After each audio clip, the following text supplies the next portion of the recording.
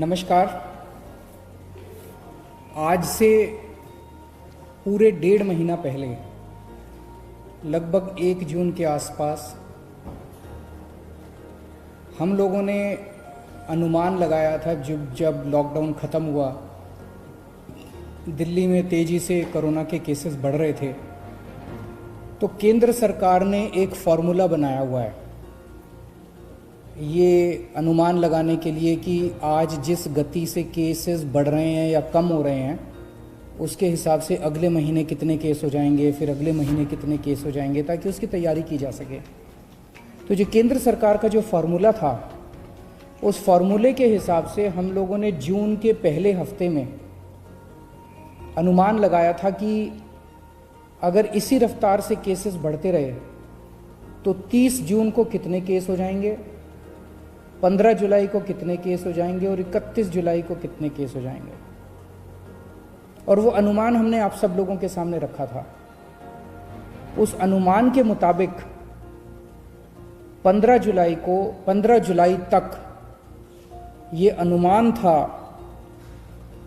कि आज तक 2.25 लाख केस होने का अनुमान था। उस फॉर्मूले के हिसाब से जून में जिस तेजी से केस बढ़ रहे थे पहले हफ्ते में, उसके हिसाब से केंद्र सरकार के फॉर्मूले के हिसाब से आज तक 2.25 लाख केस हो जाने चाहिए थे दिल्ली में टोटल। उसमें से 1,34,000 एक्टिव केसेस होने चाहिए थे और इन एक्टिव केसेस के लिए लगभग 34,000 बेड्स की जरूरत थी।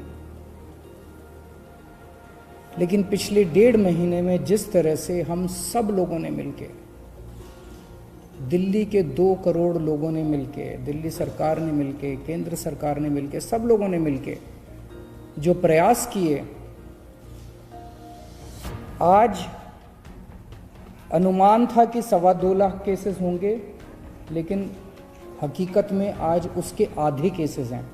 1,15,000 केसेस आज हुए हैं। अनुमान था कि 1,34,000 केस एक्टिव होंगे, लेकिन आज केवल 18,600 केस एक्टिव हैं। अनुमान था 1,34,000 केस एक्टिव होंगे, केवल 18,600 केस एक्टिव हैं। और अनुमान था कि 34,000 अस्पतालों में बेड्स की जरूरत पड़ेगी। अस्पतालों में, कोविड सेंटर वगैरह में, अस्पतालों में 34,000 बेड्स की जरूरत पड़ेगी। आज केवल 4,000 बेड्स की दिल्ली के अंदर ज़रूरत पड़ रही है। हमने 15,500 बेड्स का इंतज़ाम कर लिया है, लेकिन आज उनमें केवल 4,000 बेड भरे हुए हैं, बाकी सारे बेड खाली हैं। तो स्थिति काफ़ी नियंत्रण में नज़र आ रही है आज। लेकिन मैं बार बार ये कहता हूँ कि हमें कॉम्प्लेसेंट नहीं होना, हमें इसके बारे में ये नहीं होना कि अब सब ठीक हो गया। कभी भी कोरोना बढ़ सकता है, उसकी तैयारी हमें जारी रखनी है। आज हमारी जो स्थिति है इसके लिए, और जो आज स्थिति को हमने पिछले 1.5 महीने रात दिन मेहनत करके हम लोगों ने ठीक किया है, इसके लिए मैं सब लोगों का शुक्रिया अदा करना चाहता हूँ। खासकर दिल्ली के अपने 2 करोड़ लोगों का, उन सब लोगों का जिन लोगों ने दिल्ली में कोरोना की स्थिति पे काबू पाने में मदद की, उन सब लोगों का मैं तहे दिल से शुक्रिया अदा करना चाहता हूँ। क्योंकि मैं ये मानता हूँ, ये मेरी वजह से नहीं हुआ, ये केजरीवाल की वजह से नहीं हुआ, ये हमारे मंत्रियों की वजह से नहीं हुआ। ये जो हो पाया, ये हमारे लोगों की वजह से, हमारे डॉक्टर्स की वजह से, हमारे नर्सेस की वजह से, हमारे कोरोना वॉरियर्स की वजह से, जो रात दिन अपनी जान की परवाह किए बिना आगे आके काम कर रहे हैं। इस दौरान हमने पिछले 1.5 महीने में 3 सिद्धांतों के ऊपर काम किया है। पहला सिद्धांत, हमने ये महसूस किया और ये निष्कर्ष हमारा निकला कि कोरोना इतनी बड़ी महामारी है, इतनी बड़ी महामारी है कि इसको अकेले नहीं जीता जा सकता। अगर दिल्ली सरकार ये सोचती कि इसको हम अकेले जीत लेंगे तो हम फेल हो जाते हैं। इसलिए हमने सबका साथ मांगा, हम केंद्र सरकार के पास भी गए, हम होटल वालों के पास भी गए, हम प्राइवेट हॉस्पिटल वालों के पास भी गए, हम बैंक्वेट हॉल वालों के पास भी गए, हम एनजीओज के पास भी गए, हम धार्मिक संगठन वालों के पास भी गए, हम सबके पास गए। तो पहला हमारा सिद्धांत था कि इस लड़ाई को अकेले नहीं जीता जा सकता, और इसमें हमने सभी पार्टियों का साथ लिया। आज मैं सभी पार्टियों का, बीजेपी का, कांग्रेस का, सबका शुक्रिया अदा करना चाहता हूं। दूसरा सिद्धांत हमने अपनाया कि जब चीजें गलत चल रही थी तो हर व्यक्ति कमियां निकाल रहा था। हमने उस पर नाराजगी जाहिर नहीं की, हमने उस पर गुस्सा नहीं किया। जो भी कमी निकाल रहा था, चाहे वो मीडिया वाले हों, चाहे कोई उस पर रिकॉर्ड करके सोशल मीडिया पे डालता, कोई भी कहीं से कोई भी हमें गलती बताता था, उसको नोट कर लेते थे और उस गलती को सुधारने की कोशिश करते थे। यही कारण है जिस एलएनजेपी अस्पताल के बारे में पहले जून के पहले हफ्ते के अंदर इतना उसके अंदर नुक्स निकाले जा रहे थे, हमने एक नुक्स नोट किया। जिन जिन पत्रकारों ने स्टोरीज की, मैंने खुद कई पत्रकारों को फ़ोन करके, एडिटर्स को फ़ोन करके पूछा कि आप हमें बताइए कि कहाँ कमियां और कैसे ठीक करें, और उन कमियों को नोट करके उन कमियों को हमने दूर करने की कोशिश की। मुझे बेहद खुशी है कि जिस एलएनजेपी अस्पताल के बारे में इतनी बुराई की जा रही थी, आज उसकी इतनी तारीफ की जा रही है, और ये सारा श्रेय मैं हमारे एलएनजेपी हॉस्पिटल के डॉक्टर्स, नर्सेज और उनके एडमिनिस्ट्रेशन और मेडिकल सुपरिटेंडेंट और वहाँ के डायरेक्टर को देना चाहता हूँ, जिन्होंने बहुत मेहनत की है। तो दूसरा सिद्धांत हमारा था कि हमने कभी भी जो हमारे क्रिटिक्स थे, जो हमारी बुराई कर रहे थे, उनकी बातों का बुरा नहीं माना, और उनसे हम लोगों ने अपनी कमियां हम नोट करते गए, उसको ठीक किया। और तीसरी चीज़, हम सब लोगों ने मिलकर हार नहीं मानी। ऐसा कोई पल नहीं आया जब हमें लगा यार अब स्थिति हमारे कंट्रोल में नहीं, अब हम कुछ नहीं कर सकते, क्योंकि अगर हम हार मान लेते तो पता नहीं कितनी मौतें हो जाती। हम लगे रहे। हमें यकीन था कि मेहनत अंत पंत में काम आएगी। सब लोग कह रहे हैं कि दिल्ली मॉडल, प्रधानमंत्री जी ने दिल्ली मॉडल की तारीफ की कि दिल्ली मॉडल लागू होना चाहिए बाकी इलाकों में। ये दिल्ली मॉडल आखिर है क्या? इसमें सबसे पहली चीज थी, जैसा मैंने बताया, इस दिल्ली मॉडल की बुनियाद है कलेक्टिविटी, टीम वर्क, सबको साथ लेके चलना। तो हम लोग बैठे और हमने पूरी प्लानिंग की कि कहाँ कहाँ क्या क्या करने की ज़रूरत है, कहाँ कहाँ किस किस चीज़ की ज़रूरत है। और उस प्लानिंग में जहाँ जहाँ हमें लगा कि ये कमी है और ये हमारे पास नहीं है, ये किसके पास है, हम उसके पास गए और उससे मिन्नतें करी और हम मदद लेके आए।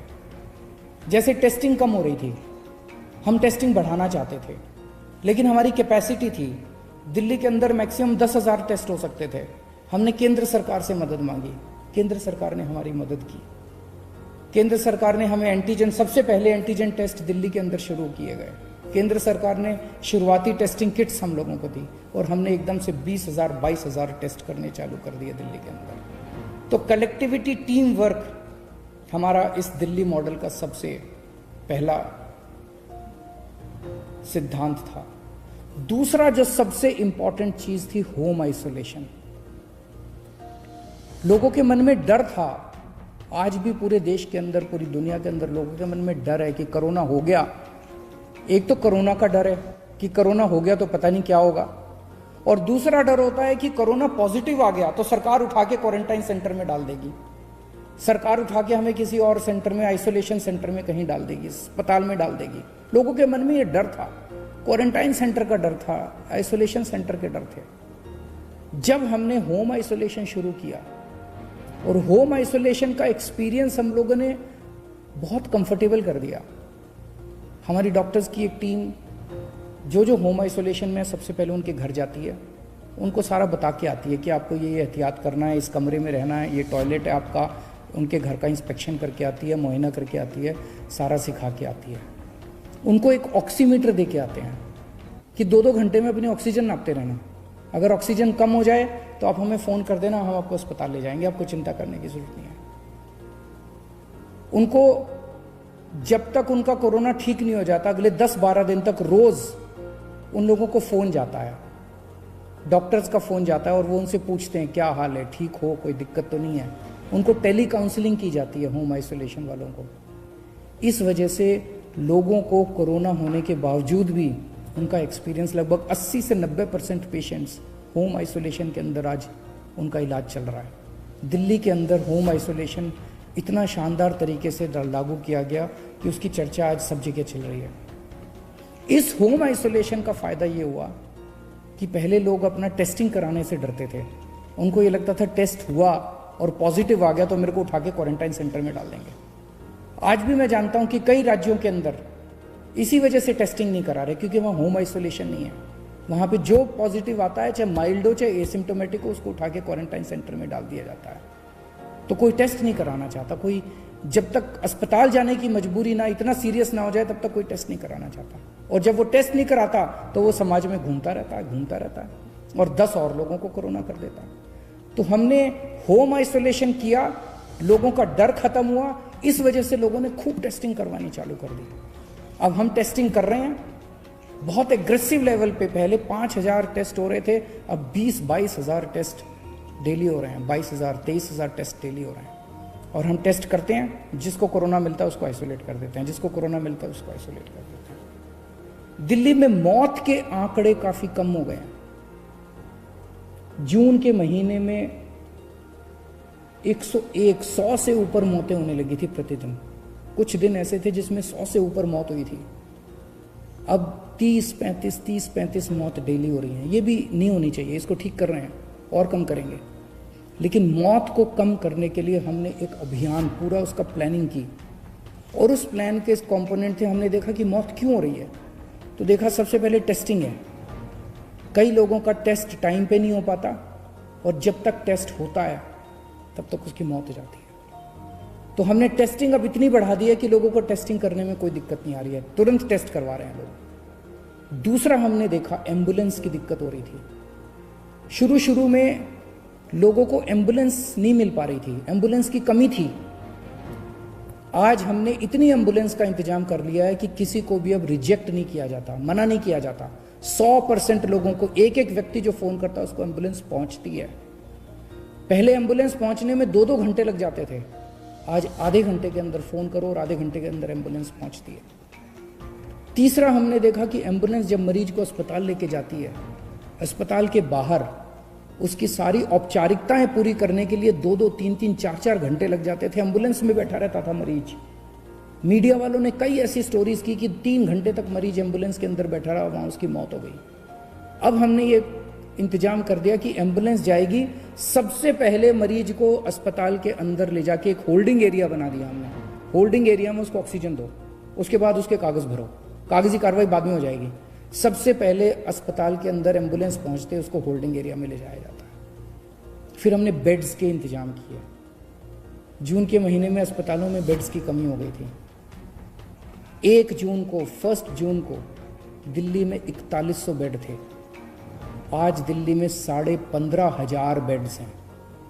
4 गुना बेड्स का इंतजाम कर दिया 1 महीने के अंदर। 1 जून को दिल्ली में केवल मात्र 300 आईसीयू थे।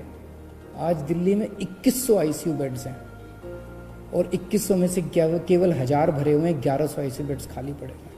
तो बहुत मैसिव लेवल पे हमने बेड्स का और आईसीयू बेड्स का एक्सपेंशन किया, जिसकी वजह से आज लोगों को ये भरोसा है कि अगर अस्पताल जाना पड़ा तो बेड्स की कमी नहीं है, आईसीयू की कमी नहीं है। और एक जो प्लाज्मा थेरेपी हमने शुरू की, सबसे पहले दिल्ली में प्लाज्मा के ट्रायल्स किए गए, उसके बहुत अच्छे नतीजे आए। उसके बाद अब हमने प्लाज्मा बैंक शुरू किया है, और जिसको प्लाज्मा चाहिए उसको वहाँ से प्लाज्मा मिलता है। जब तक वैक्सीन नहीं आ जाता तब तक प्लाज्मा, मैं ये तो नहीं कहूँगा कि सबकी जान बचा लेता है, लेकिन काफ़ी लोगों की जान बचाने में प्लाज्मा मदद करता है। अंत में केवल इतना कहना चाहूँगा, जून के मुकाबले आज हम बेहतर स्थिति में हैं, लेकिन इसका मतलब ये नहीं है कि जंग जीत ली गई है। अभी रास्ता बहुत लंबा बाकी है। कभी भी कोरोना फिर से बढ़ सकता है। हमें बिल्कुल भी कॉम्प्लेसेंट नहीं होना, हमें बिल्कुल भी हाथ पे हाथ रख के नहीं बैठना, अपनी तैयारियां पूरी रखनी है, हमेशा मास्क पहन के घूमना है, सोशल डिस्टेंसिंग फॉलो करनी है, अपने हाथ धोते रहना है, अपनी सेफ्टी अपने हाथ में है। आज हम बेहतर स्थिति में, ये बेहतर स्थिति बनी रहे, स्थिति ना बिगड़े, ऐसे मैं प्रभु से कामना करता हूँ। बहुत बहुत शुक्रिया।